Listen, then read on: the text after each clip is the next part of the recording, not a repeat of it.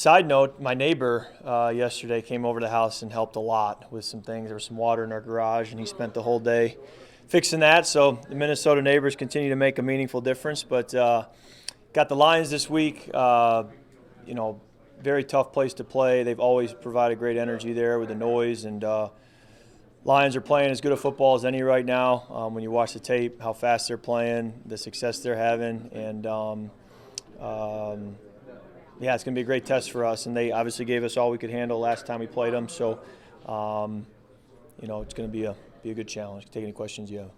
How bad was the water damage?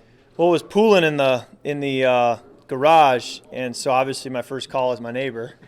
I'm like, "What's going on?" And so he got it all cleared up and figured it out. And someone who had installed the new washer didn't do it right, and so he made sure it was done right. So I would, like, if I ever wanted to move, maybe upgrade, maybe come closer to the facility, whatever. I really can't because I'd have to be buying him a house too and move him with me. So I joke about moving over to Sunfish Lake, being closer to work, bigger plot of land, and I'm like, yeah, but I can't bring him with me, so I really can't move. I'm stuck there. So, but it's good. Next contract. Yeah, right. Does this feel like a homecoming game going to Detroit? Yeah, it's difficult to articulate because Detroit is 3 hours from where I grew up. It's not next door. KJ's from Ypsilanti, much closer to Detroit.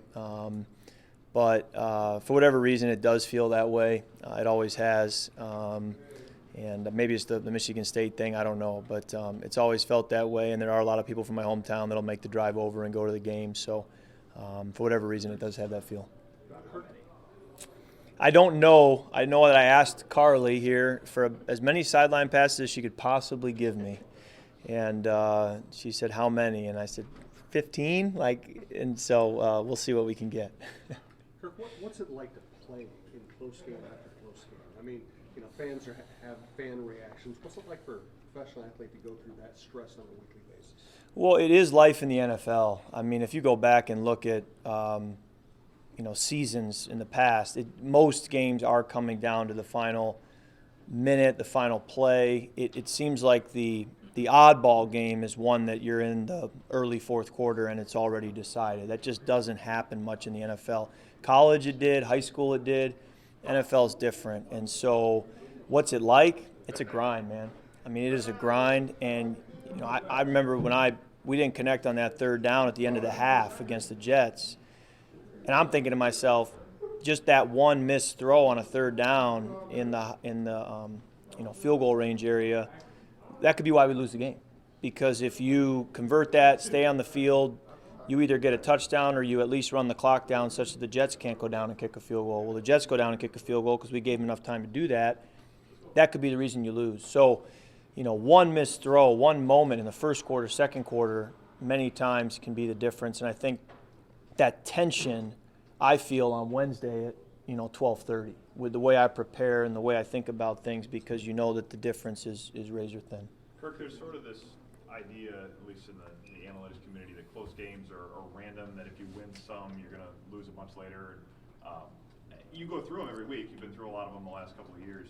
Is that true, or is there an element of close games, winning them, losing them, that you can repeat and make a sustained thing? I don't know what's true or not true. Objectively, I feel that it's its own entity every time. And so I think it's hard to say, let's look back or let's look forward and create this picture. I view it as it's its own entity every time, and I don't have a lot that carries over from the previous one or carries forward. But there's a belief that you can be battle tested and you can say we've been here before. But I'd also like to think, regardless of that, your preparation should enable you to say that with the way you practice and the way you work. Kirk, does this feel like the opposite of where you guys were walking off the field in Detroit last year? I mean, that was kind of the epitome of finding ways to lose over and over as opposed to this year. I think we also won a lot of close games last year, but certainly the reason we weren't in the playoffs, you can point to several games where it was one play.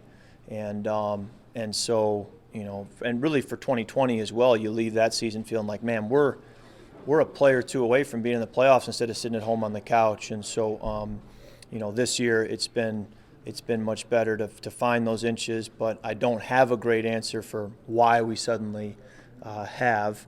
But it's a key part of having success in this league because it usually is an inch or two that's the difference in a win or loss. Kirk, when Peyton Manning once actually lived in Minnesota when he was a kid, his dad was Right, playing for the yes, Vikings, yes. and he says you're having a very good season, is actually rooting for you to get to the Super Bowl. What do you think of that? I didn't know that. Thanks, Chris, for passing that along through the grapevine. Obviously, a lot of respect for Peyton Manning. Just about everything he's done, he does well. I was just talking with Dennis Ryan, who's only worked here like 45 years. But Dennis said there was a time when it was Archie Manning and his three boys running around the locker room, and then Don Hasselbeck, who had Matt and Tim. So he said there was, 5 or 6 NFL future players who were under the age of 10 running around our locker room at one point, who combined played for like 50-plus years in the NFL. So it made me wonder as I look at like Thielen's kids and some other guys' kids, like I wonder if that's possible down the road for other guys here. But utmost respect for Peyton. I remember walking through Woodfield Mall in Chicago when I was, 9 years old, 10 years old, and wanting a Colts Peyton Manning jersey for Christmas that you see in the Champ Sports there, just because that was the guy you watched going back to Tennessee and Indy. And I felt like the way I wanted to play the position, even middle school and high school, was like him, decisive, accurate, smart, trying to be a step ahead of the defense and on the details. And I always felt that was the way I wanted to play the position. So you always kind of watched him and observed him. And then you get in the game in 2013 and you're playing against him, and it's kind of a unique moment. Kirk, Thielen's production from a yardage standpoint is down what it's been earlier in his career. I guess what are some of the hidden ways that he continues to impact the offense that's valuable from your eyes? Yeah, well, the fact that at any moment he can impact the game, I think it helps us because there are moments where you say, if there was a big drop-off from Justin to our other receivers, then you would have great concern if a team takes Justin out of the game. This year there's been a comfort level that, hey, if a team wants to do that, we have so much confidence in KJ and Adam and TJ and Dalvin and in the pass game that we can, activate other guys. And so and then you add the fact of what he does in the run game, blocking, his willingness to, put his shoulder in there and move people, and certainly his intelligence and his awareness, and then just his presence as a captain, as a leader.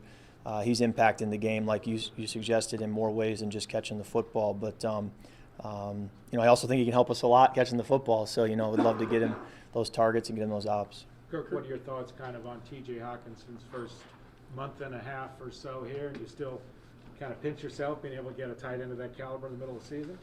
Yeah, it's unique too. It's funny to watch the tape of our first game and see that he's on the opponent. It's unique, but he's done a great job for us, and we've got to keep using his skill set and putting it to work, and he'll continue to make a difference for us. You went to him on your third snap of playing with him. You went to him for the third down.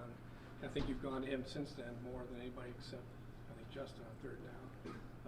What is it about how he fits into that third down process? He's certainly a great player, and I think his whether it's the fact he's just a friendly target, there's good size there. He's getting good matchups. He's been decisive with his route running. I also think some of it is just scheme and the way you kind of plan the third downs, and the coaches put it together with the reads and the way things are set up to many times the odds favor certain guys getting the football, and so in that case I think TJ's been showing up a lot. Let's do one more.